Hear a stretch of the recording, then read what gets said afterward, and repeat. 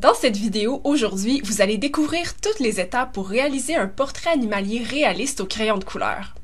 Avant de débuter un projet, je prends toujours un moment d'analyse pour bien comprendre ma référence. C'est pour ça que j'utilise mon iPad afin de prendre des mesures et de bien comprendre les formes géométriques qui font partie du sujet. Ensuite, je commence à transférer sur ma feuille de papier. Pour ce projet-là ici, c'est un papier teinté parce que je sais que je vais utiliser le crayon de couleur.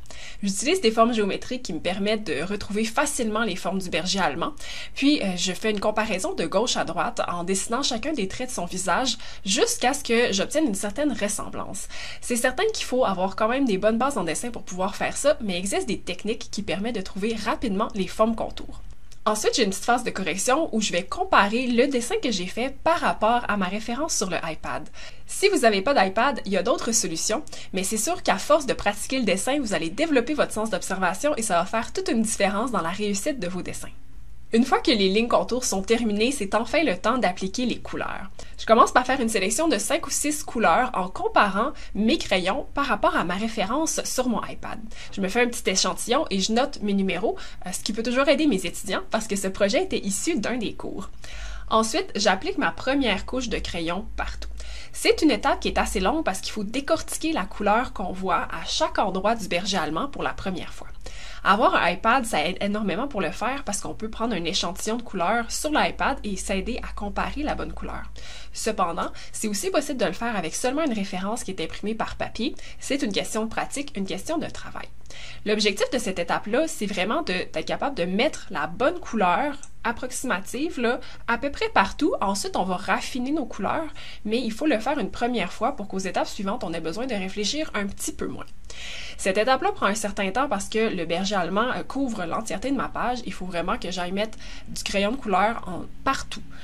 Mais j'en mets pas avec beaucoup de force comme vous pouvez le constater. C'est vraiment pas épais. C'est juste pour me dire, OK, là ça va être brun, là ça va être blanc, etc.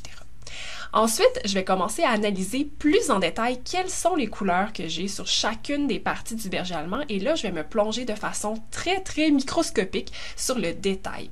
Je suis en train de travailler l'oreille ici et là, ça va au coup de crayon. Donc, chaque coup de crayon essaie de représenter un poil et essaie de représenter la bonne couleur. Pour faire un travail comme ça, c'est nécessaire d'avoir une référence très précise, très détaillée. De cette façon-là, on peut agrandir au maximum notre référence pour bien voir le positionnement de chacun des poils. Et ce qui va faire votre réussite au crayon de couleur, c'est véritablement d'être précis et patient et d'aller faire un coup de crayon à la fois pour représenter exactement ce qu'on voit.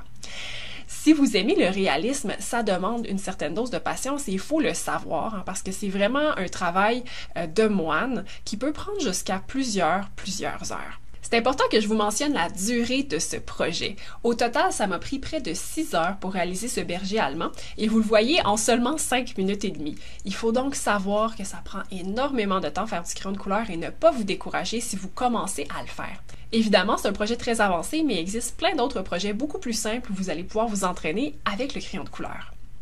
Pour les projets complexes, j'ai tendance à réaliser les zones de détail en premier. C'est pas pour rien que j'ai fait les yeux, le museau, le collier, avec un peu plus de précision. Puis ensuite, je vais m'attaquer aux grandes zones uniformes, les zones de poils. Pour faire les zones de poils, ça va demander de passer plusieurs fois, plusieurs couches de différentes couleurs.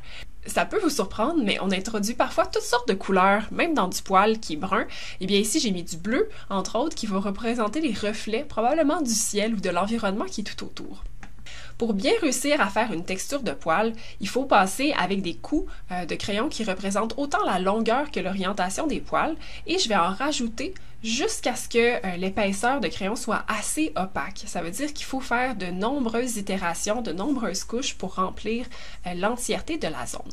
Ce même processus se répète encore et encore, donc une fois qu'on a compris le principe, ça devient très méditatif, très relaxant de dessiner parce qu'il s'agit juste de continuer dans la même aire d'aller. J'arrive maintenant à faire le museau, qui est une zone très foncée, et pour ça, il faut se méfier parce qu'on peut avoir tendance à juste tout mettre noir, mais il y a quand même des petits reflets, il y a quand même des petits poils au travers, alors il faut continuer à être précis et détaillé lorsqu'on applique notre crayon. Maintenant que j'approche de la fin du dessin, il s'agit de faire des finitions en ajoutant des couleurs variées. C'est rare que le poil est que brun, alors on va rajouter des mauves, on va rajouter des bleus, on va rajouter toutes sortes de teintes pour donner un petit peu plus de saturation, un petit peu plus de vibrance à notre dessin. À certains moments, j'utilise aussi un crayon transparent pour bien faire les mélanges entre les couleurs et créer des textures plus belles à l'œil. Enfin, c'est la dernière étape. J'enlève le masking tape au coin de mon dessin qui m'a permis de faire une ligne droite dans le cou du berger allemand. C'est un moment super satisfaisant et qui donne vraiment un effet de finition lorsque les tapes sont enlevées. Et voilà, 6 heures de travail, ce berger allemand est accompli. J'espère que vous avez compris toutes les étapes pour créer un dessin réaliste au crayon de couleur et je vous encourage à suivre la chaîne pour voir d'autres conseils de dessin. Merci tout le monde!